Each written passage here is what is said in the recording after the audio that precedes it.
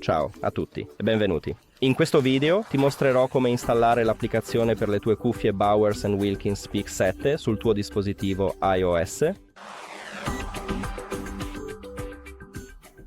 Devi iniziare aprendo l'App Store e ora vai su Cerca.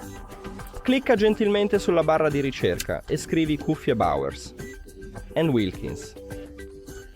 Ora per favore cerca e dovresti installare questa applicazione.